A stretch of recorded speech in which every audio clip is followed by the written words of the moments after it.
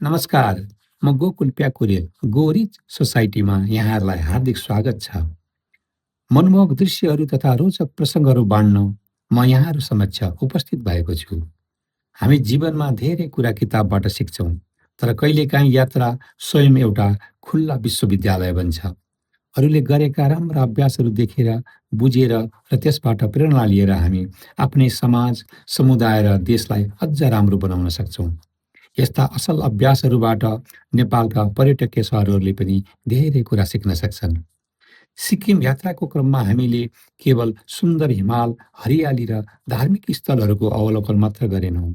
यसका अलावा हामीले विकास, वातावरण संरक्षण र पर्यटन व्यवस्थापनका केही प्रेरणादायी अभ्यासहरू पनि नजिकबाट बुझ्ने अवसर पायौँ।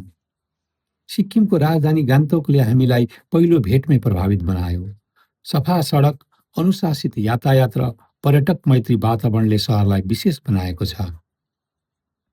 विशेष गरी एमजी मार्गमा सवारी साधनको प्रवेश निषेध गरी पैदल यात्रुका लागि सुरक्षित र आकर्षक वातावरण सिर्जना गरिएको छ। भारतको पहिलो पूर्ण अर्गानिक राज्यका रूपमा परिचित सिक्किमले वातावरण संरक्षणलाई विकासको आधार बनाएको देखिन्छ। प्लास्टिक नियन्त्रण, हरियाली संरक्षण र सरसफाइप्रतिको प्रतिबद्धताले यहाँको पर्यटनलाई अझ दिगो र आकर्षक बनाएको छ। यहाँको अनुभवले पर्यटन विकासका लागि पूर्वाधारसँगै नागरिक अनुशासन, वातावरणप्रतिको जिम्मेदारी र सार्वजनिक सम्पत्तिको संरक्षण पनि उत्तिकै महत्त्वपूर्ण हुने रहेछ भन्ने सन्देश दिन्छ। गान्तोकबाट अगाडि बढ्दै जाँदा हामी राभाङला पुग्यौँ। कहिले सामान्य पहाडी बस्तीका रूपमा रहेको राभाङला आज आकर्षक पर्यटकीय गन्तव्य बनेको छ। विशाल बुद्ध पार्क, व्यवस्थित परमार्ग, हरियाली वातावरण र शान्त परिवेशले प्रकृति, आध्यात्मिकता र पर्यटन विकास बीच कसरी सन्तुलन कायम गर्न सकिन्छ भन्ने उत्कृष्ट उदाहरण प्रस्तुत गर्दछ।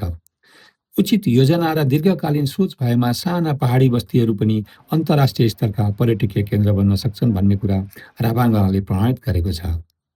यसपछि हाम्रो यात्रा नाम्ची स्थित चारधामतर्फ अघि बढ्यो। हरियाली पहाडहरूको बीचमा अवस्थित विशाल शिव प्रतिमा र आकर्षक धार्मिक संरचनाहरूले यहाँ आउने प्रत्येक आगन्तुकलाई विशेष अनुभूति प्रदान गर्दछ।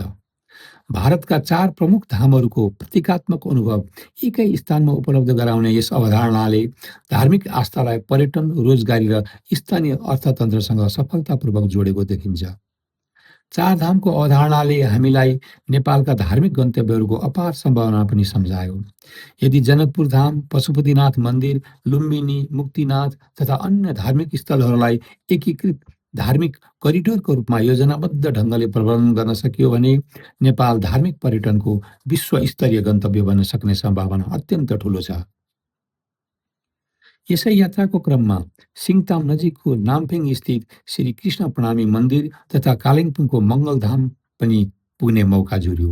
यहाँको शान्त वातावरण, धार्मिक आस्था, आकर्षक संरचना र व्यवस्थित पूर्वाधारले धार्मिक पर्यटनको अर्को प्रेरणादायी पक्ष उजागर गरिरहेको देखिन्छ।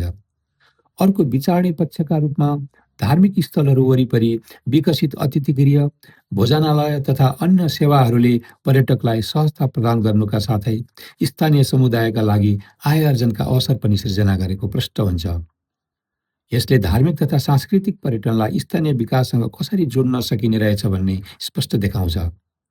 सिक्किमका पहाडहरू अहिले पछाडि छुटेका छन्, तर त्यहाँबाट प्राप्त अनुभूति र प्रेरणा अझै मनमै छन्।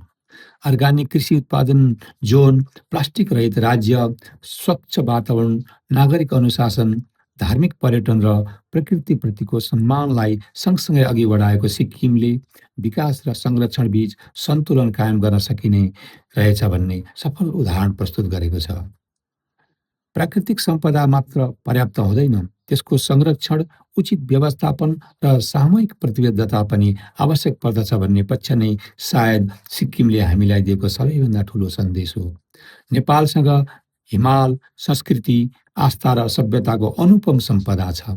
यसका लागि समुचित प्रबन्धन र विकासका लागि सही योजना, दीर्घकालीन सोच र साझा प्रयासको आवश्यकता देखिन्छ। भिडियो पुरा हेरी साथ दिनुभएकोमा धन्यवाद। भिडियो मन परे एक लाइक गर्न अवश्य नभुल्नुहोला। गोरी सोसाइटीबाट बिदा हुन्छु। अर्को प्रसङ्गका साथ फेरि भेटौँला। नमस्कार।